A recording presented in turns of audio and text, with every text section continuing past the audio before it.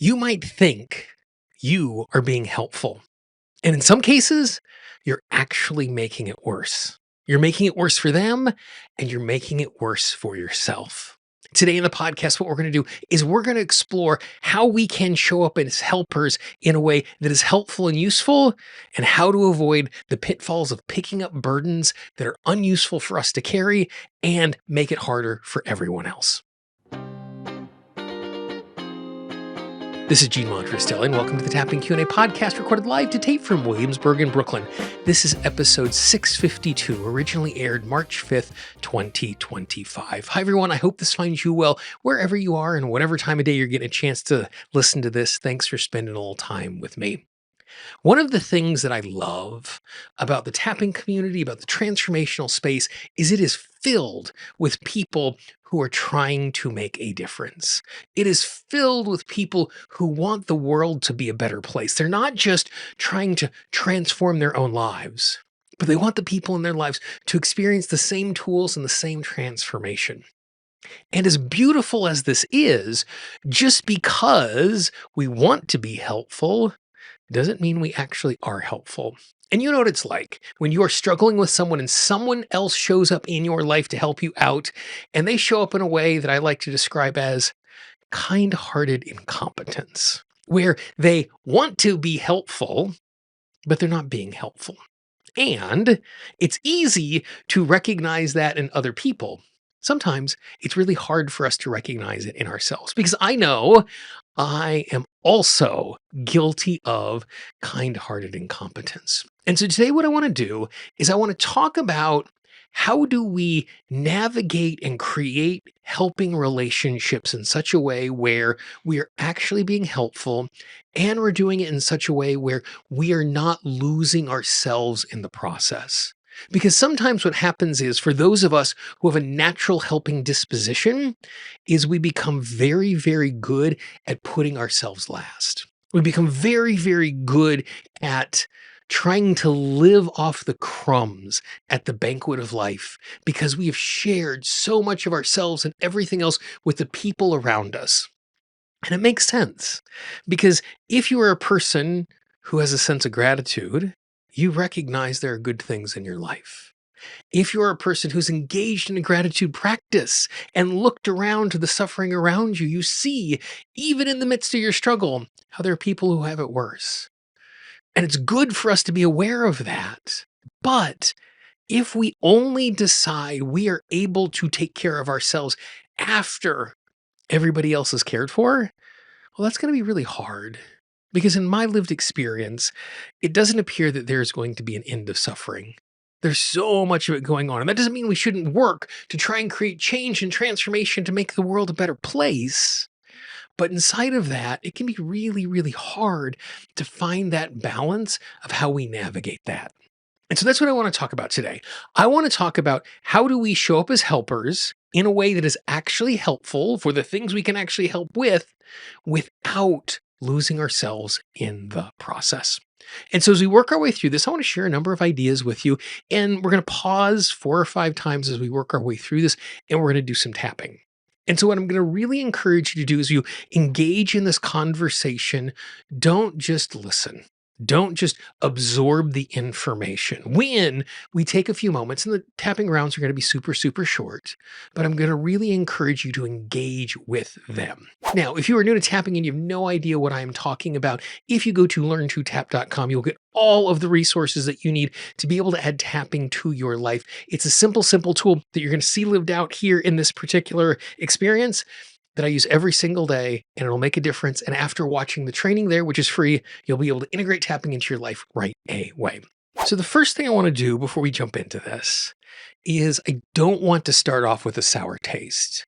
Because when we are burnt out, when we're in a circumstance where we're carrying, it seems like everybody else's burdens, it's really easy to be bitter about that particular fact.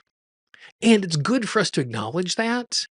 But I also don't want to lose sight of the beauty of the desire that is in you that wants to be a helper.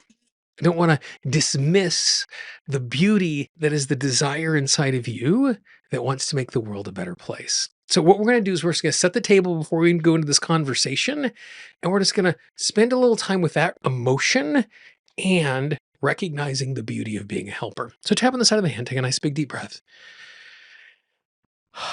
and just move from tapping point to tapping point, repeating after me. If you can do it out loud, I would encourage you to do that. I recognize the fact there is a part of me that is a natural helper. There is a part of me that wants the world to be a better place. And I recognize I have so many good things in my life. I recognize I have great things. Even though my life is not perfect, I can see the ways and the places in which I can be appreciative. And because this is the case, it is really easy for me to put everybody else's needs first. That I want their lives to be better. But at the exact same time, there is a part of me that resents the fact that whenever something goes wrong, people come and dump their problems on me. In some cases, they show up for my help before they've tried to do anything. As if they have decided the only way they're going to be better, or the only way they're willing to be better, is if I do it for them. And because this is the case, it is easy for me to become bitter about the fact I am cleaning up everybody else's messes, meaning I keep putting myself last. And I am afraid that if I continue to do that,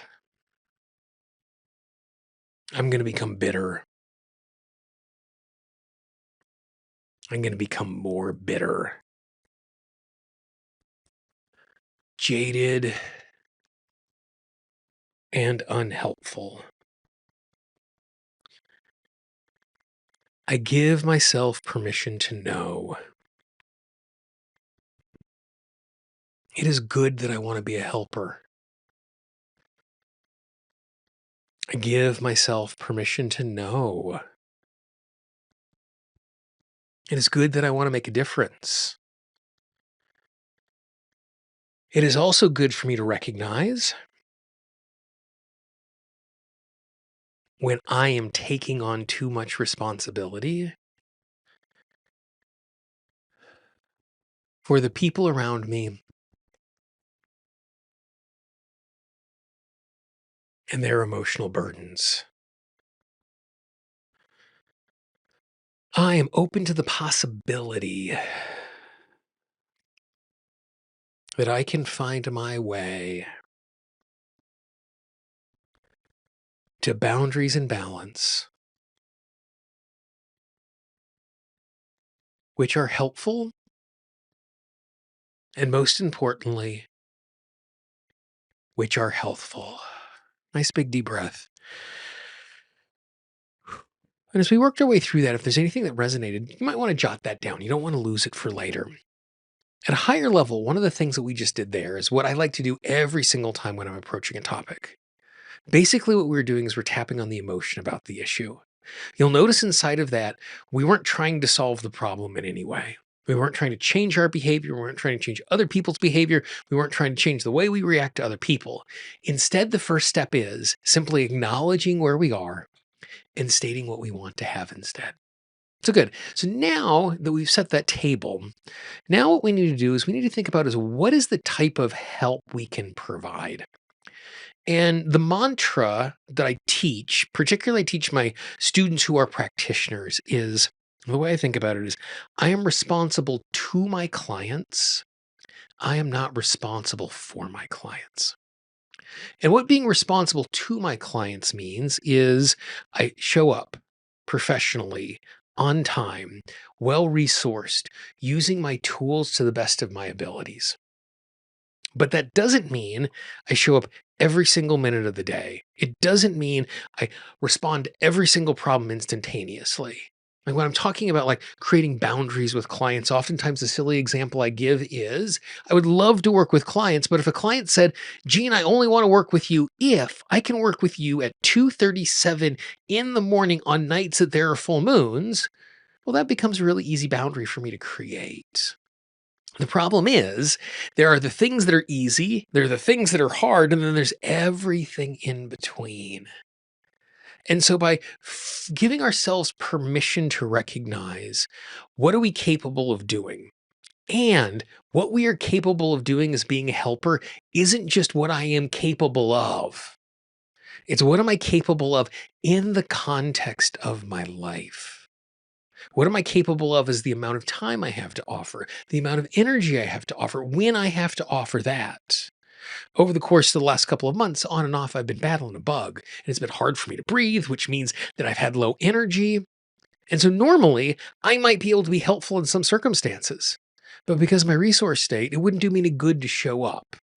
And there's still that noise in the back of my brain and my subconscious soul saying, you got to be a helper. You're not being good. You're being selfish. You're not doing that sort of stuff.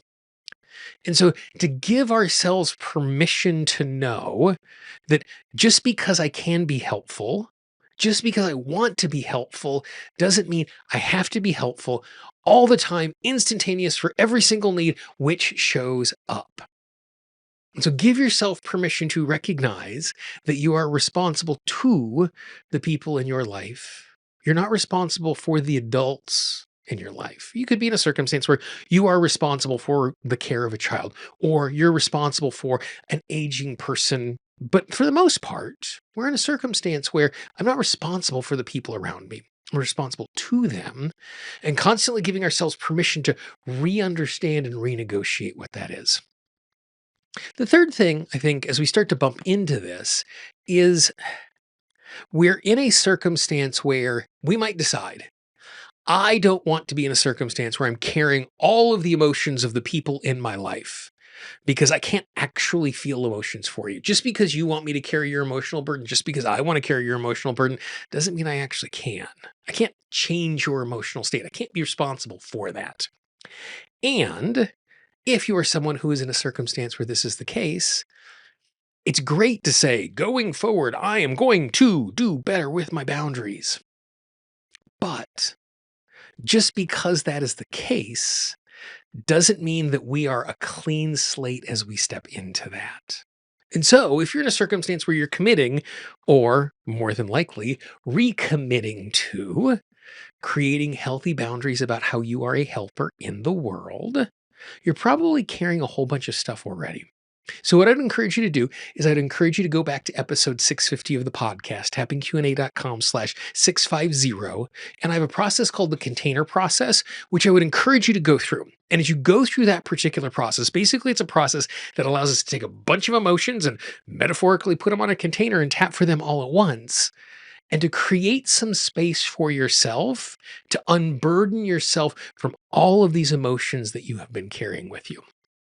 So we have acknowledged we want to be a helper. We've recognized that there's some things we can help with, there's some things that we can't. We have released and let go of, or we're going to spend some time releasing and letting go of the burdens that we're carrying.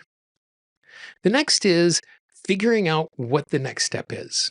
And I heard a phrase recently. I was at a conference, and this isn't the exact quote, but this is the idea. Boundaries are not walls, they are bridges to well being. And I love that. Boundaries are not walls, they are bridges to well being. So they're not keeping things out, but instead they're helping us get to the place we want to go.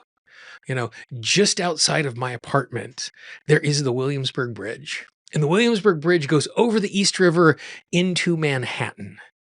And so what it does is it gives me access to Manhattan Island and everything that is exciting about Manhattan in a way that keeps me safe from the rushing water and the cold, gross water of the East River.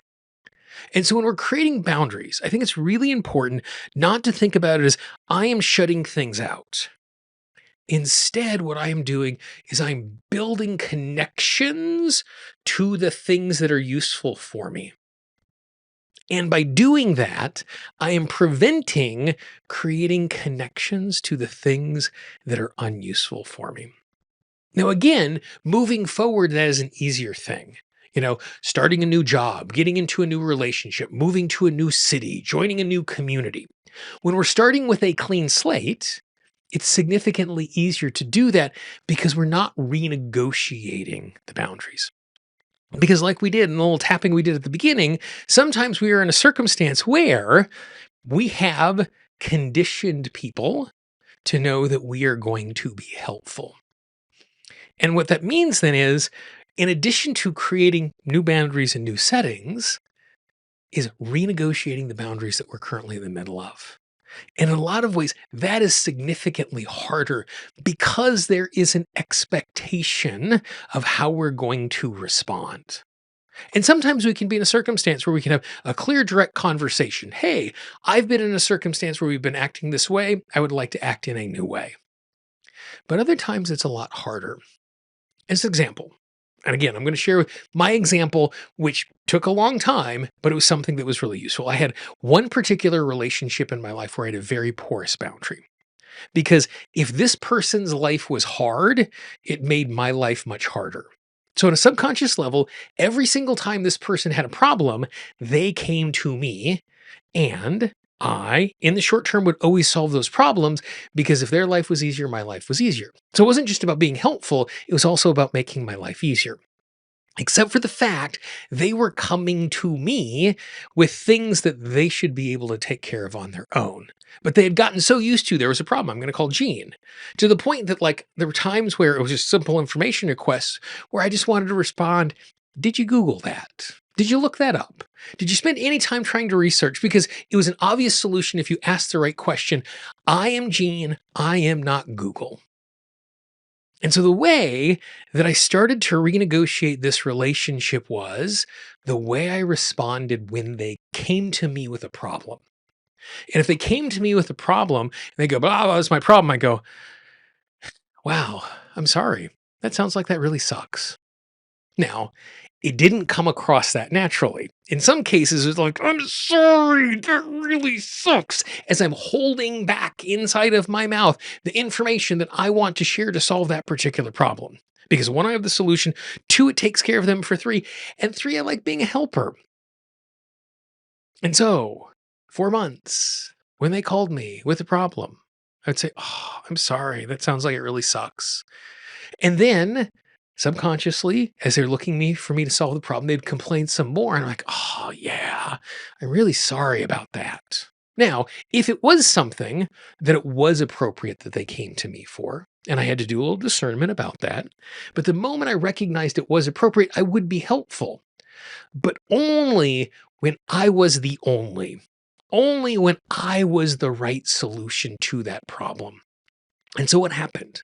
Slowly, gently, over time, the number of requests I received from that person became smaller and smaller and smaller until finally it got to the place where it was the appropriate requests for me after, I don't know if they did the appropriate work. Maybe they found someone else to be Google for them, but that was not my responsibility.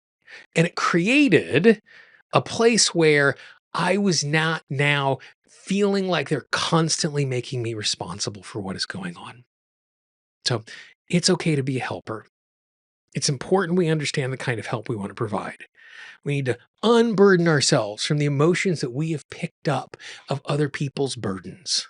We recognize we need to create and we need to renegotiate boundaries. And those are 5 simple steps, 5 simple ideas that is super easy for me to say out loud. And just because it is easy for me to say out loud doesn't mean it is easy. Instead, those are 5 simple ideas. And just because an idea is simple does not mean it is easy to implement. And so, as you create this change, as you stop picking up everybody else's emotional burdens, creating healthy boundaries without feeling like you are a total jerk, it is going to be a process. And it's going to be a difficult process because you are not only trying to change the way you are responding to a circumstance, you're also communicating and helping people around you to respond and transform their expectations of the circumstance. And when you stop trying to pick up their emotional burden all of the time, they're going to feel like their life is getting harder. And it might be harder because you're not solving the problem for them, but that doesn't mean that is bad. That doesn't mean that is wrong. Just because you have up to this point acted in a certain way doesn't mean you have to keep acting that way forever. And so it is important to recognize as right now you are listening to the sound of my voice, you might decide it is time for me to create healthy boundaries, create the bridges to the places I want to go so I can live the life I want to live. No matter how profound, no matter how deep that commitment is, if it is a place where it's a place of struggle, it's going to take some time to get there. It's going to be a process. And my favorite tapping phrase of the moment is, I appreciate that healing is transformation as a process, and I'm frustrated by the fact that it always has to be a damn process. We're allowed to exist in that place. So let's tap on that sense of stepping into that in that way. Tap on the side of the hand again, take a nice big deep breath. Again, move from tapping point to tapping point in the order that makes sense for you. If you can say the phrases out loud, if it's safe and comfortable, I'd encourage you to do that with us. I recognize the fact. Just because I understand it is unhealthy for me and it is unhealthy for others for me to pick up their emotional burdens, just because I have that revelation, just because I have that realization, doesn't mean I have to stay stuck in this way. And it doesn't mean the change and transformation is going to be easy. The reality is, the path forward is going to be work. The path forward is going to include times where I efficiently and effectively respond to others with clear, healthy boundaries. And there are going to be other times where I fall into my old patterns, or I allow others to emotionally run me over the way that they're used to emotionally running me over. And there are going to be times where I want to act differently, and I'm still going to give in to the old patterns. That is just the process of creating transformation. Sometimes it's going to be easy. Sometimes it's going to be impossible. Sometimes it's going to be hard. And sometimes it's going to be overwhelming. But all of that is okay. I give myself permission to set my intention to create healthy, clean boundaries as I navigate and work my way forward. Knowing that over time, I can renegotiate the way I show up in relationships so that I am still that helper I want to be while still being in a situation where I'm able to work on my own issues, where I'm able to enjoy my own life, where I'm able to do what I love and not simply be an emotional Google for the other people in my life. Nice big deep breath. Again, if you have any insights, any tail enders, jot those down so you don't lose those. For those of you in the Tapping Mastery Academy, as you're setting your goals for the week, you could say, I'm going to have the state. My state goal that I'm working towards this particular week is the state of strength and caring for myself. Or the goal that you could make for the goal of this particular week is I'm going to renegotiate one boundary. Or the limiting belief that you're going to clear is it is safe for me to be able to change the way I show up in these relationships. So look at your weekly tracker for those of you in the Tapping Mastery Academy. If you're struggling with this, that's a great way to implement our weekly tracker in that particular thing. If you enjoyed this little conversation, if there was some insight in this that was useful for you, and you know someone in your life who also wants to make the world a better place and does a really bad job of creating those boundaries, please share this with them, pass it along. We always joke about the fact that our marketing budget is your word of mouth, and the highest compliment you can pay for me and my work is to share it with someone else. If you know someone in your life, don't spam your inbox, but you might know one or two people who could and would enjoy this particular thing. Please, please, please pass it along. As you're looking at the screen right now, you can see the entire archive of the Tapping Q&A podcast. Click on that playlist, dive in. There's 200 hours of content waiting there for you. And until next time, I look forward to talking with you and tapping with you again real soon. Bye-bye.